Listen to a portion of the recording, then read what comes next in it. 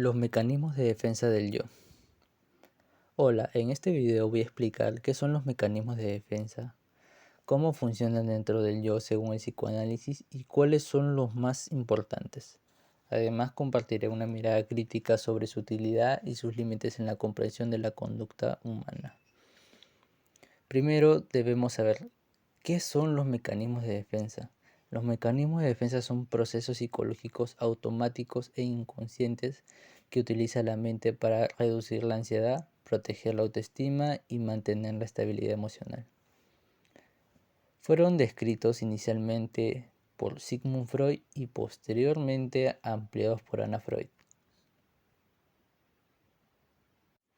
Ahora abordaremos la relación entre el yo y los mecanismos de defensa. Para entender por qué usamos los mecanismos de defensa, primero es importante conocer cómo explica Freud la estructura de la mente. Según el psicoanálisis, dentro de nosotros existen tres fuerzas: el ello, el yo y el superyo. El ello es la parte impulsiva, la que busca satisfacer deseos de manera inmediata. El superyo es como una voz interna que representa las normas, lo correcto y lo aceptado socialmente. Y en medio está el yo, que intenta equilibrar ambas partes y mantenerlos funcionando de manera realista. Cuando el yo siente demasiada presión entre lo que desea el ello y lo que le exige el superyo, activa los mecanismos de defensa. Estos le permiten reducir el conflicto interno y protegernos de emociones o pensamientos que podrían resultar demasiado difíciles de manejar para nosotros. Ahora veremos los principales mecanismos de defensa.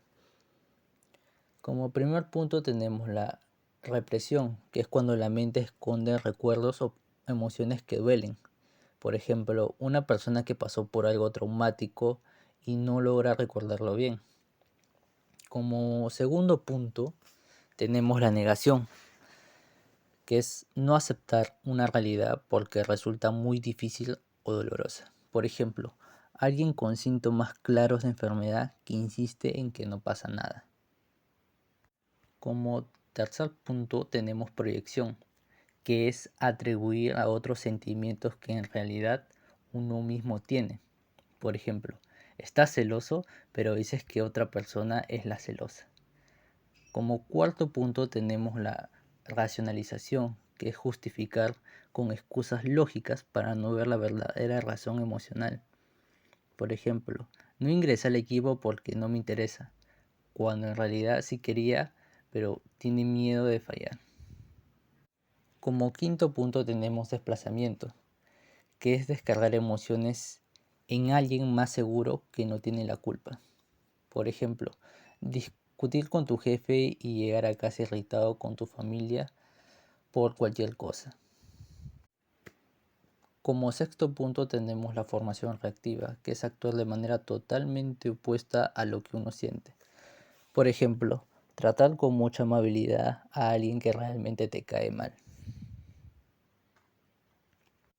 Como séptimo punto tenemos la sublimación, que es convertir emociones intensas en algo positivo o socialmente aceptado. Por ejemplo, canalizar la rabia en el deporte, el arte o el trabajo. Como octavo punto tenemos la regresión, que es volver temporalmente a comportamientos infantiles cuando hay estrés. Por ejemplo, un adulto al frustrarse hace berrinches o se pone a llorar como un niño. Como noveno punto tenemos identificación, que es imitar características de alguien para sentirse más seguro o valioso. Por ejemplo, copiar la forma de hablar o de vestir de una persona que admiras.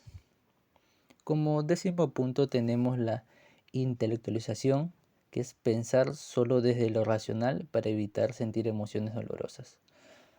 Un ejemplo es hablar de una pérdida como un proceso biológico normal para no conectar con el dolor.